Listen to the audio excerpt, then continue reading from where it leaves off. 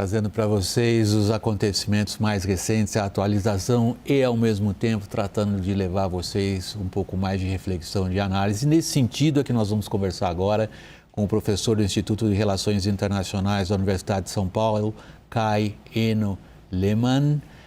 Kai, em primeiro lugar, uma nota pessoal. Kai, o seu nome já diz, as pessoas já conhecem você aqui do Jornal da CNN. Em primeiro lugar, meu boa noite. Kai, você como europeu e alemão, você achava possível passar pela situação que está passando agora? Dificilmente, boa noite. É muito estranho, sinceramente, assistindo tudo isso. Eu tive, né, eu conhecia relatos das minhas avós sobre bombardeiros e tudo mais em Berlim durante a Segunda Guerra Mundial, mas viver isso novamente, ou testemunhar isso, eu nunca vivi isso, mas testemunhar isso novamente em 2022 é estranho, sinceramente. Mas eu sempre falo para meus alunos, né, os últimos 80 anos na Europa, em termos históricos, é uma exceção, não a regra. Então, em muitos aspectos, nós estamos, pelo visto, voltando à regra e não à exceção. 80 anos de paz sem interrupção é algo na Europa que não existia. E aqui estamos, né, mais uma vez, falando sobre guerras e conflitos armados. Muito obrigado por essa sua expressão, Kai. O que nós estamos vendo, o que a gente viu nesses últimos 80 anos é a exceção e não a regra. No fundo, você está falando da inevitabilidade da tragédia? Não são inevitáveis, né? Mas é só história, né? Eu acho que nós temos que aprender com história. E se você for olhar para a história europeia e essa região especificamente, os Balcãs, várias ex-repúblicas soviéticas, isso acontece em termos históricos, com frequência. Já que a gente falou da minha família, né? Minha avó paterna nasceu durante a Primeira Guerra Mundial, passou pela Segunda. E se você tivesse dito para ela em 1945, olha, para o resto da sua vida, você não vai mais passar por uma guerra, um conflito armado, ela não teria acreditado, mas aconteceu. Mas aqui estamos numa região que tem muita história de conflito, inclusive como alemães durante a Segunda Guerra Mundial, e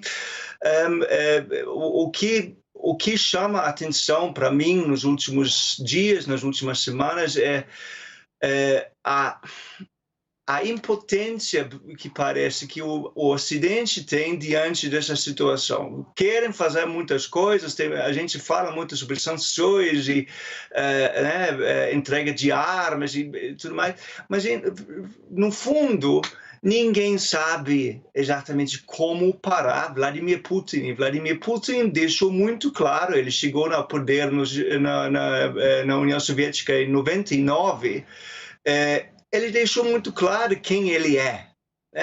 Nós sabemos, ele já fez intervenções na Geórgia, ele já anexou a Crimeia. Então, tem uma expressão na Inglaterra, onde eu passei antes de chegar aqui, que diz when someone tells you who they are, believe them the first time. Ou seja, se alguém te mostra quem ele é, acredita da primeira vez. E Putin mostra há 25 anos quem ele é.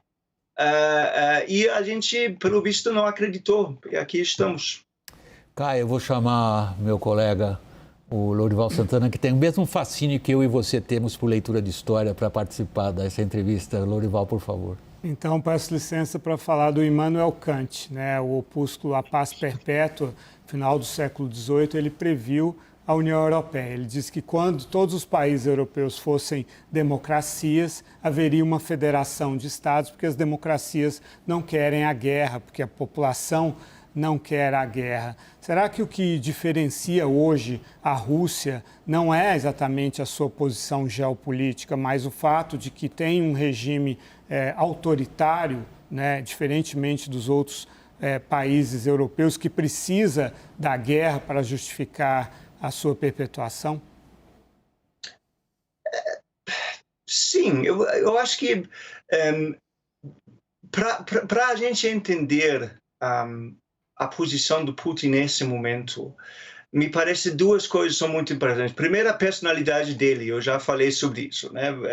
Ele é quem ele é, número um. E número dois, a maneira como ele se utiliza da história russa, da Rússia, para se sustentar e para justificar suas ações. E muitas vezes, quando nós falamos sobre a Segunda Guerra Mundial, nós falamos dos Estados Unidos, nós falamos do Reino Unido, etc.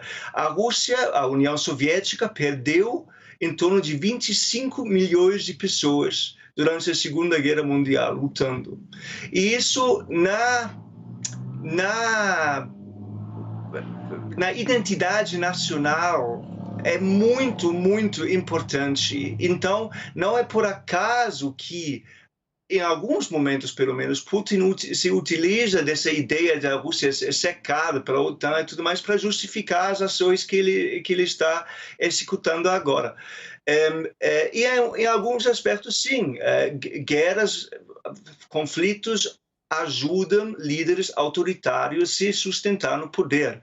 Porém, como já foi dito aqui anteriormente, o senhor citou Madeleine Albright, ele está assumindo grandes riscos também, né? É uma coisa vencer uma guerra. A Rússia pode vencer uma guerra contra a Ucrânia. É outra coisa o que fazer como país depois.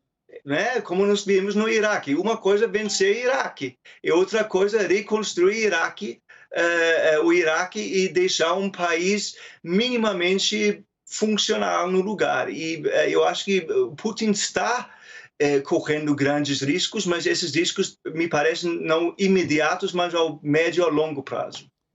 Professor Caiano Lehmann, nosso muito obrigado do Jornal da CNN pela sua participação na nossa edição especial. Boa noite, Caio. Eu agradeço, boa noite, muito obrigado.